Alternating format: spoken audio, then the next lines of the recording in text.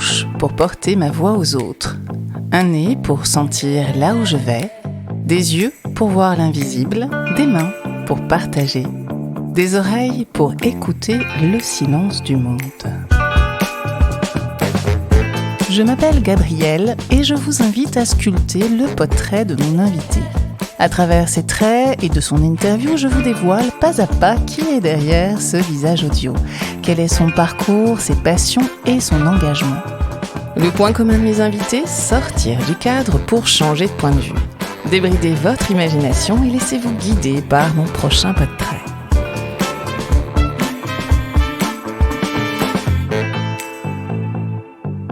Le nez au vent, sac à dos à l'épaule, foulard enroulé autour de la tête, mon invité inspire la joie de vivre et l'expire immédiatement autour d'elle.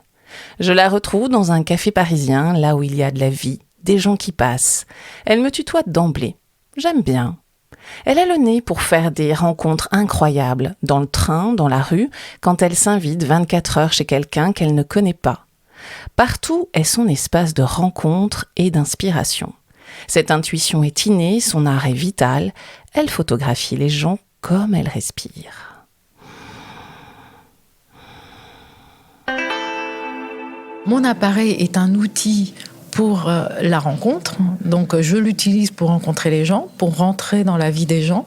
Du coup, mon image que je produis est un outil pour parler de choses qui me tiennent à cœur et où je me dis que grâce à mes images, il y a peut-être une possibilité de changer quelque chose. Voilà, de changer ce monde. De changer quelque chose. C'est beaucoup plus réaliste. Je pose mon regard sur Géraldine. Les couleurs explosent, le vert de ses yeux, le rouge de son t-shirt, les tons orangés de son foulard. C'est joyeux, comme dans sa famille. Elle me montre des photos de sa maman qui rit aux éclats.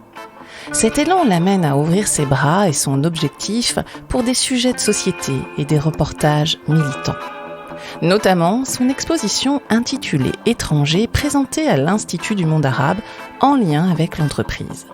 De ces photos, Géraldine en a fait un ouvrage magnifique où la couleur explose et sublime chaque portrait de femmes et d'hommes que vous croisez tous les jours.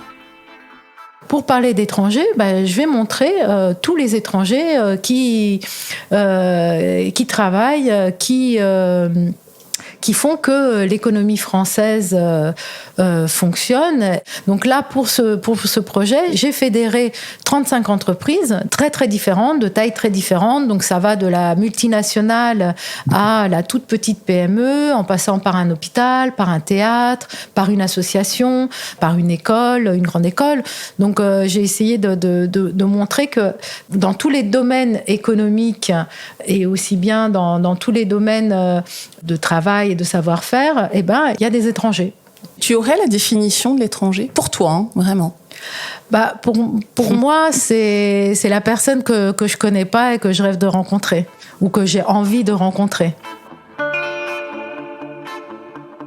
À cet instant, je repère sur sa joue une petite fossette qui s'anime quand elle sourit, tel un clin d'œil qui me guide vers l'enfance de Géraldine Aresteanu. Née en Roumanie en 1976, de père roumain et de mère française, elle vit une partie de son enfance sous le régime totalitaire de Ceausescu jusqu'à la révolution de 1989. L'œil de la photographe sur l'enfance injuste, violente, contrariée, est l'occasion pour Géraldine Aresteanu de montrer que parfois la joie et l'espoir se logent même au bord du gouffre.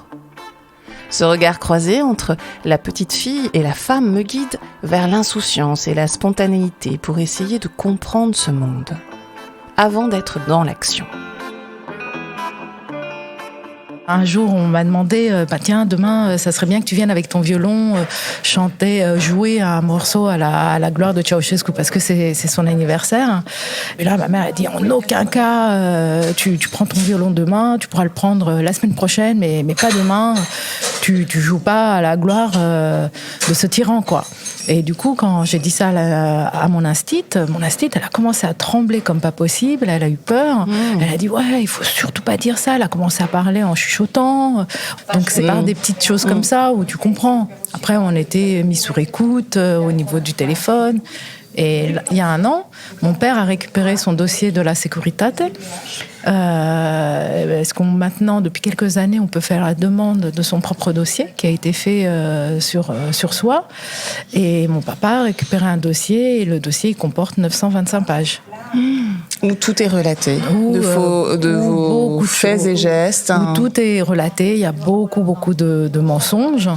Il y a un dessin, au début du dossier, il y a un dessin de notre appartement de Yash, où il y a des indications de où étaient les micros. Enfin, en fait, Tout le monde collaborait ? Tout le monde, bah oui, puisque c'était c'était un peu obligé. Et puis quand on a ce dossier, on se rend compte que tu as des amis qui t'ont dénoncé, mais les pauvres, en fait, ils étaient obligés. Est-ce qu'ils avaient le choix ? Ils n'avaient pas le choix, donc des fois, ils inventaient des trucs parce qu'il fallait dire quelque chose quand il n'y avait rien à dire. Très bien. Alors, toujours autour de l'enfance, Géraldine, il y a un reportage que tu as réalisé dans un hôpital auprès d'enfants gravement malades. Comment tu as pu, justement, photographier, non pas la maladie, mais des enfants ? À chaque fois qu'on fait un reportage, il faut savoir pour qui on le fait et pourquoi on le fait. Et donc là, c'était une commande du Rire Médecin. Le Rire Médecin, c'est une association qui a maintenant 30 ans, qui a été créée par Caroline Simons, une clown new-yorkaise extraordinaire, qui s'est rendue compte que on peut aussi guérir ou alléger, on va dire, les souffrances par le rire, exactement ce que je disais tout à l'heure. C'est prouvé alors ? Oui, c'est prouvé. Évidemment, juste avant de rentrer dans les chambres, on va voir l'infirmier qui nous dit exactement le nom des enfants, l'âge de l'enfant, la maladie de l'enfant et aussi comment se sent l'enfant ce jour-là. Et après, quand les clowns rentrent dans les chambres, et là c'est fête, quoi. Comment elle se manifeste, cette joie, dans ta vie de tous les jours ou dans ton travail ? Peu importe, mais tu la portes, tu la cultives, tu la partages ? Je la cultive, je sais pas si je la cultive, en tout cas, oui, j'espère que je la partage, enfin, c'est mon souhait. Je pense pas que je la garde, Ce que je veux dire, c'est, est-ce que c'est un prisme toujours, un parti pris dans tes reportages ou non, t'as fait des choses qui sont dures, un peu, je crois que t'as réalisé aussi un reportage sur l'enfance et les migrants, peut-être sur lesquels il était difficile d'apporter cette dimension, cette joie ou cet espoir ?